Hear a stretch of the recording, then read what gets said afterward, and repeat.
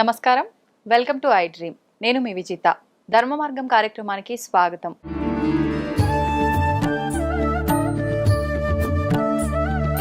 ప్రస్తుతం మనతో పాటు ఉన్నారు ఇస్కాన్ టెంపుల్ నుంచి ప్రణవానంద ప్రభుజీ. నమస్కారం ప్రభుజీ. నమస్కారం అండి. హరే కృష్ణ. హరే కృష్ణ ప్రభుజీ. ప్రభుజీ, భగవంతుడు సర్వత్రా ఉన్నాడు, ప్రతి ఒక్కరిలో భగవంతుడు ఉన్నాడు, ఎక్కడ చూసినా భగవంతుడు ఉన్నాడు, భగవంతుడు లేని ఒక ప్లేస్ అనేదే లేదు అంటుంటారు కదా. మరి భగవంతుడు అంతటా ఉన్నప్పుడు ఎందుకు ప్రత్యేకంగా ఆలయాలకి, గుళ్ళోకి వెళ్ళి భగవంతుని దర్శనం చేసుకోవాలంటారు? గాలి అంతటా ఉంది కదండి. కానీ మన కార్లో టైర్లో పంచర్ అయింది అనుకోండి, మనం ఈ పంచర్ షాప్కి వెళ్ళి అక్కడ ఎందుకు గాలి కొట్టించుకుంటాం? గాలి అంతటా ఉంది, గాలి కొట్టించుకుంటారా మీరు ఎప్పుడైనా వెహికల్లో? ఇక్కడ నుంచి గాలి ఇలా పట్టుకొని లోపలికి పంపించవచ్చు కదా. సాధ్యపడదు కదా. ఎందుకు సాధ్యపడదు? గాలి అంతటా ఉంది కదా. అవును, సాధ్యపడదు. భగవంతుడు కూడా అంతటా ఉన్నాడు. గాలి షాప్ లో ఎలా అయితే ఎయిర్ కాన్సన్ట్రేటెడ్ గా ఒక దగ్గర ఉంటుంది కాబట్టి అది ఈజీగా మనం పెనిట్రేట్ అవుతుంది. భగవంతుడు సర్వత్రా ఉన్న ఆ తత్వము ఆలయ విగ్రహం రూపంలో ఒక కాన్సన్ట్రేటింగ్ గా స్వామి స్వయంగా ఆ రూపంలో అక్కడ కొలువై ఉన్నారు. ఈజీగా యాక్సెసబుల్ మనకి దేవాలయంలో భగవంతుడు. ఎలా అయితే ఇప్పుడు హైడ్రోజన్ ఉంది, ఆక్సిజన్ ఉంది. ఇప్పుడు మనకి నీళ్లు, నాకు ఇప్పుడు దాహం వేస్తుంది అనుకోండి, ఆక్సిజన్ హైడ్రోజన్ రెండు కలిపి ఇప్పుడు నీళ్ళు తెసి నోట్లో పోసుకున్నాను అనుకోండి, అవుతుందా? ఒక వాటర్ బాటిల్ తీసుకొని దాని సంప్రోక్షణ చేసుకొని దాని తర్వాత స్వీకరిస్తే గానీ నాకు దాహం తీరుతుంది. అలానే భగవంతుడు అంతటా ఉన్నాడు, సర్వత్రా ఉన్నాడు. అది భగవంతుడు చెప్పింది. భగవంతుడి తత్వమే సర్వత్రా ఉన్నాడు. మీరు సర్వత్రా ఉన్నాడు అని నమ్ముతున్నప్పుడు ఆలయంలో విగ్రహంలో కూడా ఉన్నాడు కదా. ఉన్నాడు. ఆలయంలో విగ్రహంలో భగవంతుడిని పర్సీవ్ చేయటం చాలా ఈజీ, చాలా సులభం. అందుకోసం మనం ఆలయానికి వెళ్ళి ఎప్పుడైతే ఆ స్వామి యొక్క రూపాన్ని, ఆ స్వామి యొక్క దర్శనాన్ని, స్వామి యొక్క సేవలను మనం ఆస్వాదన చేస్తామో, ఇప్పుడు కనిపించేదే చూడలేకపోతే, కనిపించేదే ఆస్వాదించకపోతే కనిపించింది ఏం చూస్తామండి? అస్సలు సాధ్యపడదు. ఇప్పుడు జనాలకి మూర్తి భగవంతుడి యొక్క శ్రీ విగ్రహాన్నే దూషిస్తున్నారు, భగవంతుడి యొక్క శ్రీ విగ్రహాన్నే ఇది చేస్తున్నారు, మాట్లాడతారు, భగవంతుడినే దూషిస్తున్నారు. కొన్ని ప్రోగ్రాంలు మేము ఎప్పుడైనా ఇంటర్నెట్ లో చూస్తే మాకు ఆశ్చర్యం వేస్తుంది. పెద్ద పెద్ద వాళ్ళు అసలు మన ఉండే దేవీ దేవతలను కూడా నిందిస్తూ వాటిపైన వెటకారంగా మాట్లాడుతూ, అది ఎంత మహాపాపమో తెలుసా మీకు? కాబట్టి సరైన తత్వం తెలియకపోతే వాళ్ళు, మీకు విషయం తెలుసా, భగవంతుడు సాక్షాత్తుగా మన ముందుకు వచ్చిన ఎవడో నాటకం వేసుకొని వచ్చాడు, వేషం వేసుకొని వచ్చాడు అనుకుంటాడు. భగవంతుడిని చూడడానికి భగవంతుడి యొక్క కృప ఉండాలండి, లేకపోతే పర్సీవ్ చేసుకోలేరు. నిజంగా అంతటి అదృష్టం దక్కుతుందంటారా ప్రభుజీ? నిజంగా బ్రహ్మాండంగా ఎవరైతే వినయంతో, గర్వం లేకుండా శాస్త్రం పైన, ఆచార్యుల పైన, భక్తుల పైన నమ్మకం పెడతారో అటువంటి వాడికి భగవద్ దర్శనం అయి తీరుతుంది. కానీ ఎవరైతే గర్వంతో, అహంకారంతో, నేనే పోటుగాడిని అని అనుకొని అందరిని నిందిస్తున్నారో అటువంటి వాడికి ఎన్నటికీ భగవద్ దర్శనం కాదు, మహాపాపం చుట్టుకుంటాం. కాబట్టి మనం ఏదో మైక్ ఇచ్చాం కదా, కెమెరా ఉంది కదా అని మనకి ఇష్టం వచ్చినట్టు మాట్లాడకూడదు. చాలా జాగ్రత్తగా ఉండాలి. ప్లస్ ఇంకో విషయం చెప్తాను, ఎవరిని ఏం అడిగి తెలుసుకోవాలి అనే విషయం కూడా మనకు తెలిసి ఉండాలి. ఇప్పుడు చూడండి, మేము మీ దగ్గరకు వచ్చి ఒక న్యూక్లియర్ రియాక్టర్ని ఎలా ఆఫ్ చేయాలి అని అడిగాను అనుకోండి, మీరేం చెప్తారు? ఎవరైతే న్యూక్లియర్ సైంటిస్ట్ ఉన్నో ఆయన అడగండి అని. మనం వెళ్ళి ఆధ్యాత్మికత గురించి ఎవరెవరినో కూర్చోబెట్టి అడిగేసాం అనుకోండి, వాళ్ళ దగ్గర నుంచి వచ్చే సమాధానాలు అలానే ఉంటాయి. కరెక్ట్. భగవంతుడి గురించి తెలుసుకోవాలి అని అంటే భాగవతోత్తముని అడగాలి. కాబట్టి ఎవరైతే ఆ విషయం గురించి నేర్చుకున్నారో, చదువుకున్నారో అటువంటి వ్యక్తిని మనం ఆశ్రయించడం ఫస్ట్. ప్లస్ వ్యక్తి కూడా మనకి పరిజ్ఞానం ఉన్నంత వరకే ఆన్సర్ చెప్పాలి, దాని ప్రకారంగానే మాట్లాడితే అప్పుడు ఆయన మర్యాద అనేది కూడా ఉంటుంది. కాబట్టి అది చాలా ముఖ్యమైన తత్వం ఆధ్యాత్మికతలో. తెలిసిన విషయాలు వినయంగా ఎప్పుడైతే మనం స్వీకరిస్తామో భగవంతుడు కనిపించి తీరుతాడు, దాంట్లో ఎటువంటి సందేహం లేదు. ఎవరో కోటికి ఒకరు ఉండుంటారు అట్లాంటి అదృష్టవంతులని నేను అనుకుంటా ప్రభుజీ. ఈ కలియుగంలో కృష్ణుడు భగవద్గీతలో ఏమని చెప్పారు తెలుసా? మనుష్యానాం సహస్రేషు అంటే 1,00,000 మందిలో ఒక్కడు భగవంతుని తెలుసుకుంటాడు. వాసుదేవ సర్వమితి సమహాత్మ సుదుర్లభ, చాలా చాలా దుర్లభం భగవంతుడే అంతటా ఉన్న తత్వము అని తెలుసుకునేవాడు అని పాపం కృష్ణుడికి ఆ ఎక్స్పెక్టేషన్ ఉందంటే అది రియాలిటీనే కదండి. అవునవును. పాపం కృష్ణుడి ఎక్స్పెక్టేషన్ అంతే ఉంది. బహూనాం జన్మనామ్యంతే జ్ఞానవాన్ మాం ప్రపద్యతే వాసుదేవ సర్వమితి సమహాత్మ సుదుర్లభ. బహూనాం చాలా చాలా జన్మలు ఎత్తి ఎత్తి సంసారంలో అనుభవించి తర్వాత తెలుస్తుందట అటువంటి వ్యక్తికి అయ్యా కృష్ణుడే సర్వత్వము అని. అటువంటి వ్యక్తి చాలా దుర్లభమైన మహాత్ముడు అని కృష్ణుడు చెప్పాడు భగవద్గీత. కాబట్టి అంత ఈజీ కాదండి భగవంతుడి గురించి అర్థం చేసుకోవటం. కానీ ఎవరికైతే వినయం ఉంటుందో విశ్వాసం ఉంటుందో వాడు అర్థం చేసుకోవచ్చు. ఇది సీక్రెట్. సీక్రెట్ ఇస్ వినయం అండ్ విశ్వాసం. ఇప్పుడు రివీల్ అయిపోయింది సీక్రెట్. ఓకే ప్రభుజీ, ధ్యానం చేస్తే చాలా మంచిదని అంటుంటారు. నిజంగా ధ్యానం చేస్తే అంత మంచిదా? ఎందుకు చేయాలి అసలు ధ్యానం? మనకి మనసుని నిగ్రహించడం. ఇప్పుడు మనసు ఏం చేస్తుందంటే అండి, వాయోరివ సుదుష్కరం అని భగవద్గీతలో అర్జునుడు కృష్ణుడికి చెప్తారు. మనసుని నిగ్రహించడం అనేది చాలా కష్టమైన విషయం. ఇప్పుడు చూడండి, ఒక్క నిమిషంలో మన ఇద్దరం మాట్లాడుకుంటున్నట్టే ఉంటుంది, కానీ మనసు అలా రౌండ్ తిప్పేసి వచ్చేస్తుంది అనమాట. కరెక్ట్. మేము మాట్లాడే లోపల అన్ని ప్రదేశాలు వెళ్ళిపోయి నెక్స్ట్ ఏంటి, ఎల్లుండి ఏంటి, పోయిన సంవత్సరం ఏంటి, వచ్చే సంవత్సరం ఏంటి అన్ని తిరిగేసి వచ్చేస్తుంది. అంతే, అంత కెపాసిటీ మనసుకుంది. మనసుని నిగ్రహించడం అనేది ఎందుకు, ఒక పిల్లవాడు అల్లరి చేస్తున్నాడు అనుకోండి, అటు వెళ్తున్నాడు ఇటు వెళ్తున్నాడు ఏడుస్తున్నాడు అంటే అమ్మ ఏం చేస్తుంది, ఒక బొమ్మ తెచ్చి చేతిలో పెడుతుంది. ఎప్పుడైతే బొమ్మ చేతిలో పట్టుకుంటాడో దాంతో ఆడుకుంటూ కూర్చుంటాడు. అలా మన మనస్సు యొక్క తత్వం ఏంటి అంటే, ఇటు పరిగెత్తా అటు పరిగెత్తా, దీని గురించి ఆలోచించా, అక్కర్లేని విషయాలని నెత్తిపైన తెచ్చుకొని ఇది నా కష్టాలు, ఇది నేనే ఉద్ధరించాల్సింది అని అనవసరమైన విషయాలన్నీ మన మనసు మన పైన వేసుకుంటుంటుంది. దీన్ని ఎలా ఆపటం అంటే, ఒక చిన్న పిల్లవాడికి ఎలా అయితే మనస్తత్వమో మనసు కూడా అదే మనస్తత్వం. కాబట్టి మనసుకు ఒకటి ఇవ్వాలి. మీకు ఒక విషయం చెప్తాను. ఒక పిల్లవాడు తపస్సు చేశాడు అనమాట. ఒక యోగి వచ్చాడు ఆ మార్గంలో వెళ్తూ ఉంటే. ఆ యోగిని అన్నారు, అయ్యా నేను ఇంత తపస్సు చేశాను కదా, నాకు ఏదో ఒకటి వరంగా ఇవ్వు అని అంటే, ఆ యోగి సరే అయ్యా తదాస్తు, నువ్వు ఏం అడిగినా ఇస్తాను, నాకు ఒక జీనీ కావాలి అని అడిగాడు. జీనీ అంటే ఒక ఆత్మ లాంటిది అనమాట. అంటే మనం ఏం చెప్పినా చేసేది అనమాట. అయితే ఈయన ఏం చెప్పాడంటే, ఈ జీనీని ఇస్తాను కానీ ఒక రూల్ ఉంది దీనికి, ఎప్పుడైతే నువ్వు దీనికి పని చెప్పవో అప్పుడు నేను చంపేస్తుంది. అదే చంపేస్తుంది, దీనికి ఎప్పుడు పని చెప్పు అని చెప్తాడు. సరే అని ఇంటికి తీసుకెళ్తాడు.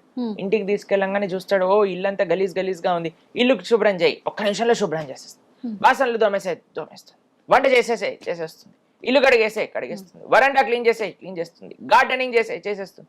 ఇంకేం పని ఉంటుందండి వీడు పని కోసం ఆలోచిస్తున్నాడు, కత్తి తీసింది చంపడానికి, దగ్గరకు వస్తుంది అంటే, అరే ఏం చెప్పంటారు వీడికి పని అంతే, సరే ఒక పని చేయి, మెట్లెక్కు కిందికి దిగు అని అన్నాడు. సరే మెట్లెక్కుతుంది కిందికి దిగుతుంది, నేను చెప్పేంత వరకు మెట్లెక్కుతూ కిందికి దిగు అని, మెట్లెక్కుతుంది కిందికి దిగుతుంది. వీడికి ఏమైనా పని గుర్తొచ్చింది అనుకోండి, అప్పుడు ఈ పని చేయమంటాడు. ఆ పని అయిపోగానే మెట్లెక్కు కిందికి దిగు, అది పైకి ఎక్కుతుంది కిందికి ఎక్కుతుంది, కిందికి దిగుతుంది.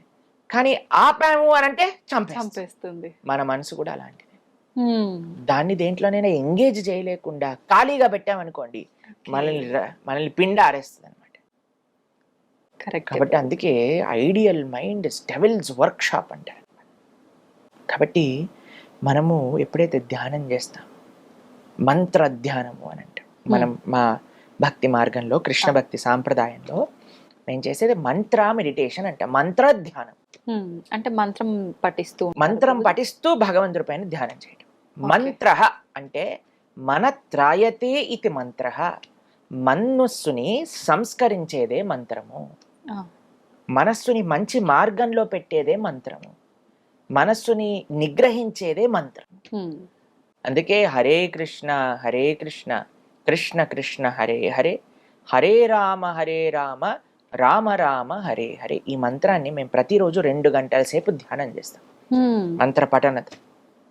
ఎందుకు అనంటే, ఆ 2 గంటలు ఇప్పుడు మనం ఫోన్ ఎలా అయితే బ్యాటరీ రీఛార్జ్ అవ్వడానికి ఛార్జింగ్ పెడతామో, మన మనస్సుకి, మన శరీరానికి, మన ఇంద్రియాలకు ఒక ఛార్జింగ్ ప్రొద్దున పూట లేసా చేసేసుకున్నాం అనుకోండి, రోజంతా మాకు ఇంకా తిరుగులేనట్టు ఎనర్జీ వచ్చేస్తుంది అనమాట. ఇప్పుడు చూడండి, ఈ రోజు మీతో మాట్లాడేటప్పుడు ఇది నాది 6వ ప్రోగ్రామ్. ఎంత ఎనర్జెటిక్ గా ఉన్నారు. ఎలా వచ్చింది ఎనర్జీ అనంటే, ఆ కరెంట్ వైర్ లో కరెంట్ వేలు పెట్టామనుకోండి, ఆ కరెంట్ షాక్ తో ఇలా ఇలా ఊగిపోతాం కదా. కృష్ణ ఈ సోర్స్ ఆఫ్ పవర్. ఆయనతో మనం కనెక్షన్ పెట్టుకోవటం ఏంటి అంటే ఆయన నామాన్ని జపం చేయటం.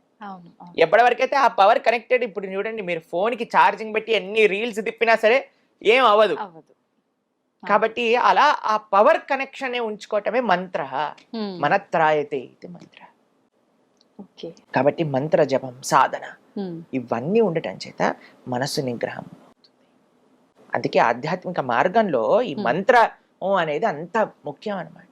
కాబట్టి ఈ హరే కృష్ణ మహామంత్రం, హరే కృష్ణ కృష్ణ కృష్ణ హరే హరే, హరే రామ రామ రామ హరే హరే, ఇది షోడశాక్షరనాంనాం కలి కల్మషనాశనం నాతర పరతరోపాయ సర్వవేదేషు దృశ్యతి అని అంటే. కలి కల్మషాన్ని, కలి అన్నిటికంటే పెద్ద స్థానం ఏంటో తెలుసండి, కలి ఉండేది మనసు. కాబట్టి ఆ కలి ప్రభావం మొత్తం కూడా బయటికి తీసేస్తుంది. ఈ మంత్రానికి అంత శక్తి ఉంటుంది. కాబట్టి అందరూ చక్కగా జపం చేయండి, మనసుని మంచి మార్గంలో పెట్టండి. ప్రభుజీ, కొత్తగా ధ్యానం చేయాలనుకునే వాళ్ళు ఇందాక మీరు చెప్పినట్టుగా ఒక దగ్గర ఏకాగ్రత అనేది పెట్టలేకపోతుంటారు. రకరకాల ఆలోచనలు, ఎన్నో రకాల జరిగినాయి, జరగబోయేవి వస్తూనే ఉంటాయి కళ్ళ ముందరికి. ఎంత చేద్దామన్నా కుదరదు. అలాంటి వాళ్ళ పరిస్థితి ఎలా సాధ్యపడుతుంది? మనసు పని ఆలోచించటం, మీ పని మంత్రాన్ని జపించటం. అంతే. మనసుని పట్టించుకోవద్దు. మంత్రాన్ని జపం అంటే ఏంటో తెలుసా అండి? మనం మంత్రాన్ని ఎలా జపించాలి అంటే మన చెవులకి వినపడాలి. మనం అనే మంత్రం మనకి వినిపించాలి. హరే కృష్ణ కృష్ణ కృష్ణ హరే హరే, హరే రామ రామ రామ హరే హరే. మన మంత్రం మనం వింటున్నామా? అదే మన ధ్యాస. మనసు అక్కడ వెళ్ళండి, ఆస్ట్రేలియాకి వెళ్ళనివ్వండి, యూకేకి వెళ్ళనివ్వండి, అమెరికాకి వెళ్ళనివ్వండి, అది పడివ్వండి. మనం ఎప్పుడైతే ఇలా మెల్లమెల్లగా మంత్రాన్ని వింటూ వింటూ వింటూ జపిస్తూ ఉంటామో, ఇప్పుడు చూడండి, పిల్లలు అల్లరి చేస్తున్నప్పుడు వాళ్ళు ఏమనుకుంటారంటే, అమ్మ ఏదో కిచెన్లో బిజీగా ఉంది, నాన్న ఆఫీస్ పని చేసుకుంటున్నాడు కాబట్టి అటు ఇటు వెళ్తున్నాడు. కానీ ఒకసారి అమ్మ ఏయ్ అన్నదనుకోండి, వాళ్ళు అక్కడ ఉంటారు. మంత్రం ఏం చేస్తుంది? మనసు అటు ఇటు పరిగెత్తుంది. హరే కృష్ణ అనగానే, అయ్యో వీడు ఏం చేస్తున్నాడు, గమనిస్తున్నాడా నన్ను, నేను అటు ఇటు పరిగెత్తుతున్నాడని వచ్చి మన దగ్గర కూర్చుంటాడు. మెల్లమెల్లగా ఆ సాధన వల్ల మనసు మన దగ్గరకు వస్తుంది. ఫస్ట్ మనసు గురించి పట్టించుకోకండి, మంత్రం పైన ఫోకస్ పెట్టండి. మంత్రం ఎప్పుడైతే మనం అధ్యయనం చేస్తున్నామో మనస్సు కూడా మన దగ్గరకు వచ్చి కూర్చుంటుంది, చక్కగా మనం చెప్పిన మాట. సమయం పడుతుంది, ఓపిక అవసరం. సమయం చూసుకోవాలంటారా ప్రభుజీ ధ్యానం చేయటానికి? కరెక్ట్ సమయం ఏంటంటారు? తెల్లవారుజామున సత్వగుణంలో ఉన్నప్పుడు అన్నిటికంటే బెస్ట్. ఎందుకంటే ఒకసారి టైం ప్రోగ్రెస్ అవుతూ ఉంటే మీకు తెలుసు, పిల్లలు, స్కూలు, ఇంట్లో పనులు, వంటలు, ఆఫీసులు, పరిగెత్తటం, అప్పుడు వచ్చి మిమ్మల్ని ప్రశాంతంగా కూర్చొని జపం చేయమంటే మీకు అవుతుందా చెప్పండి? అస్సలు కుదరదు. కాబట్టి ఇవన్నీ స్టార్ట్ అవ్వక ముందే మనం జపం చేయాలి. లేకపోతే మనం చెప్పాం హరే కృష్ణ పాలు లోపల పెట్టు, రామ్ హరే హరే, తొందరగా వెళ్ళు బస్ టైం అయిపోయింది, ఇలా అయిపోతుంది. అవునవును. కాబట్టి ఎవరు లేవక ముందే మనం లేస్తే మన ఆధ్యాత్మిక సాధన నడుస్తుంది. లేదంటే ఉపయోగమే లేదు, ఎన్నాళ్ళు చేసినా వ్యర్థం. ఇప్పుడు ఎంత మనము యాక్టివ్ అయిపోయాం అనుకోండి, రోజులో అందరూ యాక్టివ్గా ఉన్నారనుకోండి, మనం కూడా యాక్టివ్ అవ్వాల్సి వస్తుంది. ఇప్పుడు రాత్రిపూట వెళ్ళి సాధన చేసుకుంటామంటే అలసిపోతారు కదా. ప్రొద్దునంతా మనం పని చేసో చదువుకోనో వెళ్ళి వెనకాలకి వెళ్ళి అప్పుడు నేను జపమాలు పట్టుకుంటే ధ్యానంగా చేసేది యోగ నిద్ర. కాబట్టి ప్రొద్దున పూట తెల్లవారుజామున త్వరగా పడుకొని, త్వరగా లేచి, స్నానం చేసి, దేవుడి దగ్గర దీపం పెట్టుకొని కూర్చొని జప అనుష్ఠానం చేయండి. అసలు తిరుగులేని శక్తి మీ సొంతం అవుతుంది. ప్రభుజీ, మనం తీసుకునే ఆహారాన్ని బట్టి కూడా మన ఆలోచన విధానం ఆధారపడి ఉంటుందంటారు కదా. అలా అయితే శాకాహారం భోజనం మాత్రమే తీసుకునే వాళ్ళు ఉంటారు, వాళ్ళు అంత సాత్వికంగా ఉన్నట్టుగా ఏం కనిపించరు కదా. మరి ఆహార ప్రభావం ఉన్నట్టు ఎలా? సాత్వికమైన ప్రవృత్తి కావాలి అని అంటే సత్వగుణంలో ఉండాలి. అది కేవలం ఆహారం కాదు, ఇంకా చాలా ఫ్యాక్టర్స్తో. మీకు ఒక విషయం చెప్తాను. ఈ ప్రపంచం నుండి ప్రతి వస్తువు కూడా సత్వ రజస్ తమో గుణములలో కేటగరైజ్ చేసి ఉంటుంది అనమాట. కేవలం శాకాహారం తిని DJ sound dim dim dim dim అని డీజే సౌండ్ విన్నాడు అనుకోండి, వాడు సత్వగుణంలో ఉన్నవాడు కాదు. కాబట్టి సత్వము అనంటే ఒక ఎంటైర్ సిస్టమ్ ఆఫ్ సత్వ. సత్వగుణంలో ఉండే వ్యక్తి ఏం చేస్తాడు? తెరవారుజాములు లేస్తాడు, స్నానం చేసుకుంటాడు, ప్రతిరోజు దేవాలయానికి వెళ్తాడు, చక్కగా సాత్వికమైన ఆహారాన్ని. ఇప్పుడు అన్ని సత్వగుణంలో ఉండే వస్తువులన్నీ కూడా మనస్సు పైన ప్రభావం చూపిస్తుంది. ఆ. అన్నిటికంటే పెద్ద ఫ్యాక్టర్ ఆహారం. ఇది గమనించాలి. ఓకే. ఆహారం ఒక్కటే ఫ్యాక్టర్ కాదు. అర్థమైందా మీకు రెండిట్లో ఉండే డిఫరెన్స్? అర్థమైంది ప్రభుజీ. కాబట్టి ఆహారం అన్నిటికంటే ముఖ్యమైన ఫ్యాక్టర్. ఎవరైనా కానీ తమో గుణం, రజోగుణం అంటే మాంసాహారులు కానీ మద్యము కానీ ఇటువంటి సేవించారనుకోండి, వాళ్ళకి సత్వగుణంలోకి రావటం చాలా చాలా కష్టం. చాలా అంటే చాలా కష్టం. ఓకే. కాబట్టి ఎవరైనా ఈ మానవ జన్మని చక్కదిద్దుకోవాలి అని అనుకున్న వారు ఎవరైనా ఉంటే సాత్వికమైన ఆహారాన్ని తీసుకోవటమే శ్రేయస్కరం. మాంసాహారము మహాపాతకములలో ఒకటి అని శాస్త్రములో చెప్పున్నది. ఓకే. కాబట్టి మనం ఎప్పుడు కూడా మాంసాహారం వైపు వెళ్లకుండా కూరగాయలలో కూడా సత్వరజస్ తమో గుణములు, ఉల్లిపాయలు తమో గుణం రజో గుణానికి చెందినవి. ఓకే. ఓకే. కాబట్టి ఇప్పుడు ఆహారంతో పాటు మిగతావన్నీ కూడా మనం దృష్ట్యా పెట్టుకుంటే అప్పుడు మనకి మంచి సత్వగుణంలో ఉన్న వాళ్ళం అవుతాం. ఇప్పుడు మీకు ఒక విషయం చెప్తానండి. ఇప్పుడు ఆధ్యాత్మిక మార్గంలో ఉన్న వాళ్ళకి కొన్నిసార్లు మీరు అనుకోవచ్చు, అరే వీళ్ళకి కోపం ఉంది కదా, అరే ఈయన ఇలా మాట్లాడుతున్నాడు కదా, అలా అనుకున్నారనుకోండి. మీకు ఒక విషయం చెప్తాను. ఒక వ్యక్తి రోగం ఉన్నది, ఓకేనా, నడుము నొప్పి ఉంది, కాళ్ళ నొప్పి ఉంది, తలనొప్పి ఉంది, జ్వరంగా ఉంది, గొంతు నొప్పి ఉంది, థ్రోట్ ఇన్ఫెక్షన్ లాగా అనిపిస్తుంది. ఇంట్లోనే కూర్చున్నాడు, ఇంకా పెరుగుతుంది రోగం. పక్కింట్లో ఇంకొకటి కూడా అదే సిమ్టమ్స్ ఉన్నాయి. ఆయన డాక్టర్ దగ్గరికి వెళ్ళి జాయిన్ అయ్యాడు. ఓకే. డాక్టర్ అన్నాడు, నువ్వు సెలైన్ పెట్టుకో, ఈ మెడిసిన్ వేసుకో అని. ఇప్పుడు సెలైన్ పెట్టి మెడిసిన్ వేసుకున్న మరుక్షణం మొత్తం రోగం పోతుందా? టైం పడుతుంది, కొద్దిగా టైం పడుతుంది.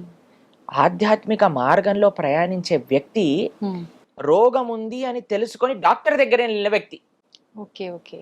కాబట్టి మెల్లమెల్లగా రోగం పోతుంది, ఎందుకంటే చికిత్స చేసుకుంటున్నాడు కాబట్టి. కానీ ఈ వ్యక్తి ఎవరైతే బయట నుంచి అరుస్తున్నాడో, వాడికి ఇంకా జ్వరం ఉంది, వాడికి ఇంకా అహంకారం ఉంది, కోపం ఉంది అన్నవాడు, వీడైతే ఇంకా హాస్పిటల్కి రావట్లేదు, ఆ ప్రయత్నమే లేదు కదా. కాబట్టి మనము ఎవరిని జడ్జి చేయకూడదు ఎక్స్టర్నల్స్ గా, వెయిట్ చేయాలి. ఆధ్యాత్మిక మార్గం దాని ఆ మనస్సు పైన ఆ మెడిసిన్ ప్రభావం చూపించి ఒకరోజు తప్పకుండా ఆయన మంచి వ్యక్తిగా మారుతారు. కాబట్టి మన డ్యూటీ ఏంటి? సత్వగుణంలో ముందుకెళ్ళటం, ధర్మ మార్గంలో ముందుకెళ్ళటం, ధార్మికంగా ప్రవర్తించడం, ఇది మనకి. ప్రభుజీ, జీవహింస, మనం మాంసాహారం తినడం అంటే ఒక జీవిని హింస పెట్టి చంపేస్తున్నాము. అసలు జీవహింస గురించి పురాణాల్లో ఏముంది? మనం ఎంత చెప్పినా మానని వాళ్ళు ఉన్నారు. అలా ఏం లేదండి, మన ప్రవచనాలు విని చాలా మంది వేలల్లో మాంసాహారాన్ని వదిలేసిన వాళ్ళు నాకు తెలుసు. సంతోషం ప్రభుజీ, నిజంగా అలాంటి మార్పు వచ్చినందుకు. చాలా మంది మన ఛానల్లో మీరు చూడండి, ఎంతో మంది మనకి చెప్తారు, ప్రభుజీ మేము మాంసాహారాన్ని వదిలేసాము, మేము ఈ రోజు నుంచి నాన్ వెజిటేరియన్ తినము అని. చాలా సంతోషం వేస్తుంది మాకు అలాంటి వాళ్ళని చూస్తే. ఇప్పుడు చూడండి, మీకు ఒక్క విషయం చెప్తానండి. మనకి ఇంత చిన్న దోమ కుడితేనే బ్యాట్ పట్టుకొని మహాభారత యుద్ధం చేసినట్టుగా ఎక్కడుందా దోమ, దాన్ని చంపేయాలి అని 4-5 బ్యాట్లు పట్టుకొని తిరుగుతారు. ఇంత పెద్ద బండలాంటి శరీరంలో ఒక చిన్న దోమ కుడితేనే మనం తట్టుకోలేకపోతున్నాం కదా.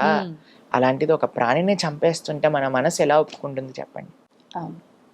శాస్త్రంలో ఏం చెప్పారు తెలుసా? మాంసం అని మనం అంటూనే దాని యొక్క అర్థం ఏంటి అని అంటే, నేను నిన్ను ఎలా అయితే చంపుతానో నువ్వు నన్ను అలా చంపడానికి నేను నీకు పర్మిషన్ ఇస్తున్నా. ఓకే. అంటే ఏ ప్రాణినైతే మనం చంపుతామో వచ్చే జన్మలో ఆ ప్రాణి మనల్ని చంపుతుంది. దాంట్లో ఇంకొక చిన్న అడిషన్ అండి, ఎన్నిసార్లు చంపుతుంది అని అంటే, ఆ ప్రాణి యొక్క శరీరం పైన ఎన్ని వెంట్రుకలైతే ఉన్నాయో అన్నిసార్లు మనల్ని చంపుతుంది. ఇది వింటే ఎవ్వరు తాకరు ప్రభుజీ మాంసాహారం, భయం వేస్తుంది. అలా విన్నా సరే మారని వాళ్ళు కూడా ఉంటారు. కానీ మన ప్రార్థన ఏంటంటే, మనం ఎవరిని ఏమనట్లేదండి, మన శాస్త్రంలో ఉన్న విషయం శాస్త్రంలో కూడా వదిలేసేయండి. మనం ఇప్పుడు చూడండి, ఏ ప్రాణి అయినా చావడానికి పుడుతుందా చెప్పండి? లేదు. ఇంట్లో కుక్కలను పెంచుకుంటారు, ఎంత అల్లారు ముద్దుగా పెంచుకుంటారు, అమ్మో మై డాగి అని. ఇప్పుడు కుక్క అన్నా సరే వాళ్ళ కోపం వస్తుంది. అవును ప్రభుజీ. ఎందుకు? దానికి ఇంకా ఒక మేకకి ఏం డిఫరెన్స్ ఉంది చెప్పండి? అది ప్రాణి ఇది ప్రాణి కదా, అది జంతువు ఇది జంతువు కదా, ఇది పిల్లలు పెడుతుంది అది పిల్లలు పెడుతుంది. దీదెంత ప్రేమగా చూసుకుంటుందో పిల్లల్ని అది కూడా అంతే ప్రేమగా చూసుకుంటుంది కదా. ఒక ఆవుకి ఒక కుక్కకి తేడా ఏముంది? ఒక పందికి ఒక కుక్కకి ఏం తేడా ఉంది? ఒక కోడికి ఒక కుక్కకి ఏం తేడా ఉంది? ఒక కుక్కకి ఒక మనిషికి ఏం తేడా ఉంది? అన్నిటికీ ప్రాణి, అన్నిటికీ ఫీలింగ్స్ ఉన్నాయి, అన్నిటికీ పెయిన్ ఎక్స్ప్రెస్ చేసే ఒక మెంటాలిటీ ఉన్నది. అందరికీ ఇప్పుడు మేకని చంపాలంటే అది వచ్చి చంపు చంపు చంపు, నేను నీకోసమే పుట్టాను, నన్ను కత్తి తీసుకొని చంపేయని మమ్మల్ని ప్రాధేయపడుతుందా చెప్పండి? లేదు. ఏడుస్తాయి ప్రాణులన్నీ ఎవరైనా తన ముందు జరిగేది ఏదైనా చూసాననుకో. కాబట్టి ఆ నెగిటివిటీ, ఒక ప్రాణి చనిపోతుందంటే ఎంత ఏడుపు, ఆ ఘోష, అదంతా మన లోపలికి వచ్చి మనం కూడా తయారవుతాం. కాబట్టి మాంసాహారం తిననేకూడదు. ఇది చూడండి, మీకు ఒక విషయం చెప్తాను. ఆధ్యాత్మికంగా నో వే మాంసాహారం తినటం. Okay, big no. సెకండ్, మానవత్వ రూపంలో ఆలోచించినా సరే మాంసాహారం అనేది చాలా పెద్ద క్రైమ్ అది. మూడో విషయం చెప్తాను, ఎన్వైరన్మెంటల్ విధంగా ఆలోచించాలి.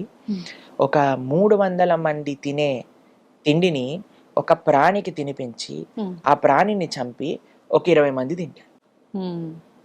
అంటే ఎంతమంది ఆహారం వేస్ట్ అవుతుందో ఇక్కడ చూడండి. కేవలం ఒక 50 మంది 20 మంది తినే తిండికి 350 మంది తినే తిండిని ఒక ప్రాణికి తినిపిస్తున్నాం. ఎన్వైరన్మెంటల్ ఇంబ్యాలెన్స్ అవ్వడానికి ఇది చాలా పెద్ద కారణం.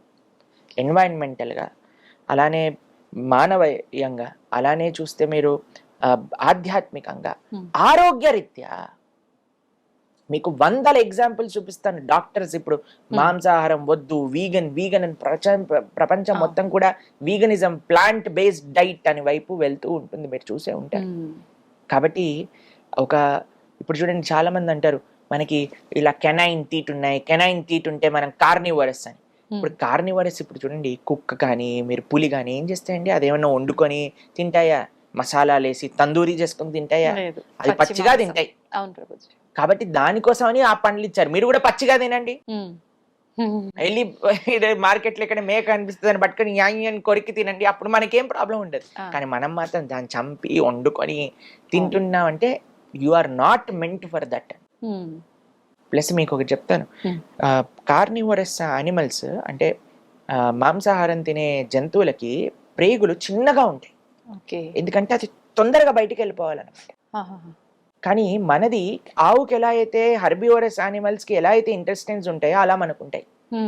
అలా మనకి ఇంటెస్టైనల్ సిస్టమ్ వచ్చినప్పుడు మనం ఎప్పుడైతే మాంసాహారం తింటామో అది అరగడానికి 2-3 రోజులు పడుతుంది.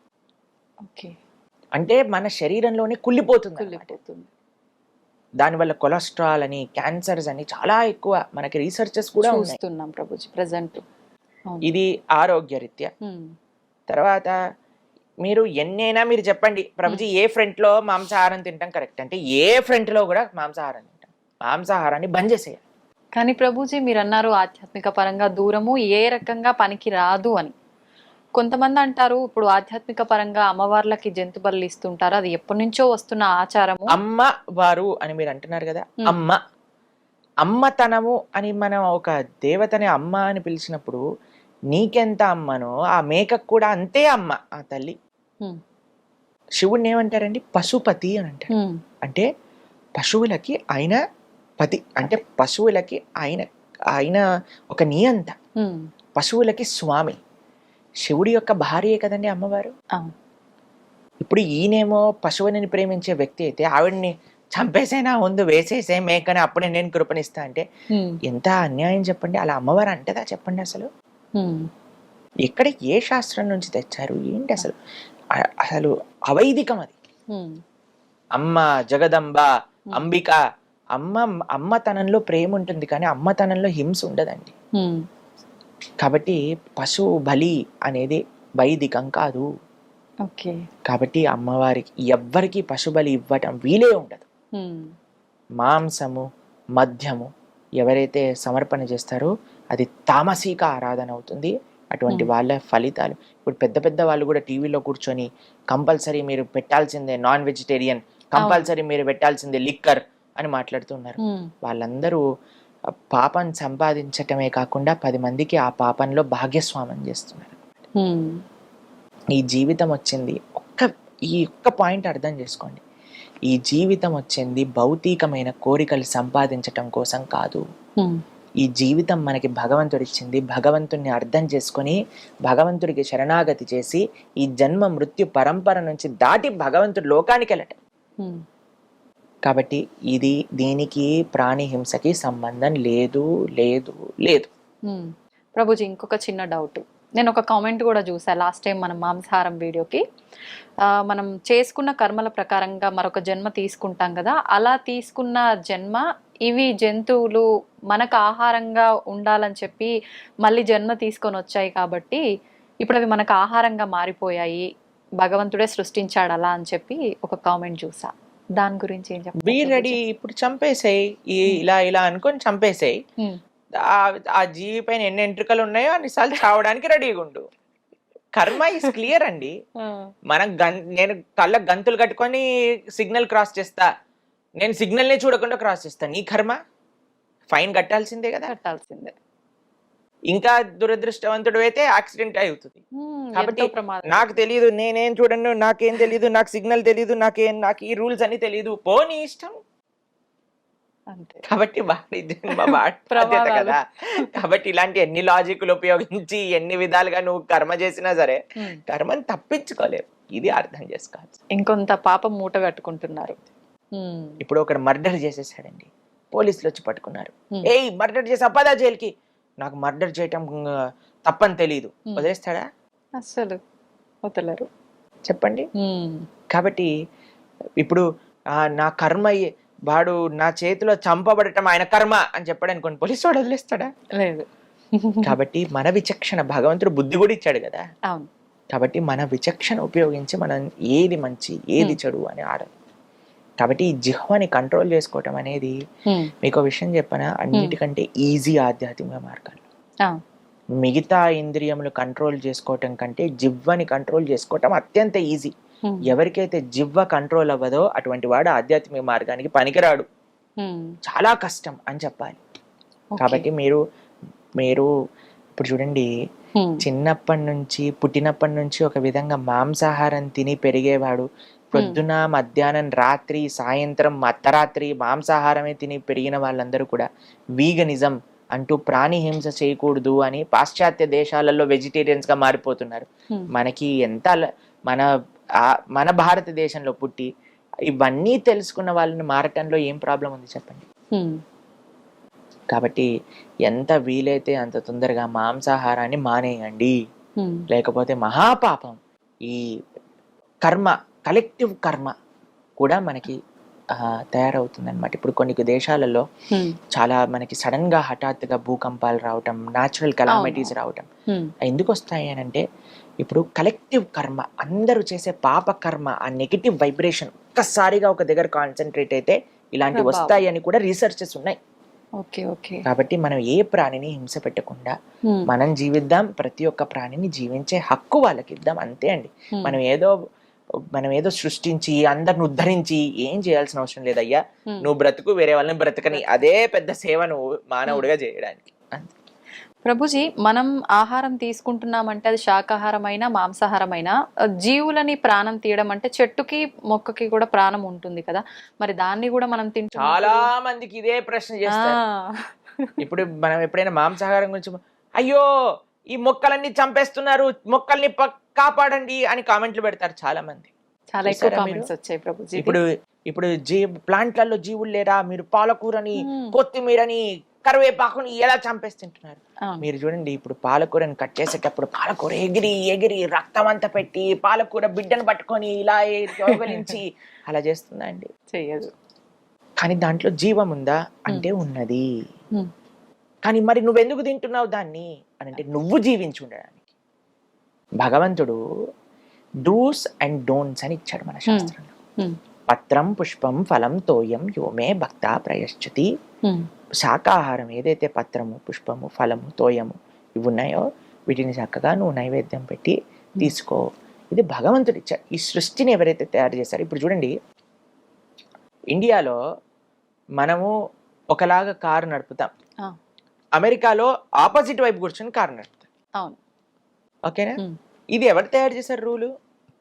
ఆ కంట్రీలో ఈ రూల్ ఉంది కాబట్టి దాన్ని పాటిస్తున్నాం కదా. ఈ సృష్టిని తయారు చేసిన భగవంతుడు ఒక రూల్ ఇచ్చాడు. అయ్యా మాంసాహారాన్ని తినకూడదు, ఓకే. శాకాహారాన్ని తినవచ్చును. ఓకేనా? క్లియర్ గా ఉంది. కాబట్టి ఆయన ఇచ్చిన రూల్ ప్రకారంగా, ఆయన ఇచ్చిన ఇన్స్ట్రక్షన్స్ లో అహింస అని అంటే లీస్ట్ హింస. అహింస అంటే అన్నిటికంటే తక్కువ హింస. ఓకే. ఇప్పుడు నువ్వు డిసైడ్ చేసుకో, అయ్యా నేను శాకాహారం తినకుండా కూడా బ్రతుకుతా అని ఎవరికైనా అనిపిస్తే, గాలిని పీల్చుకొని బ్రతుకుతా, you are most welcome to do it.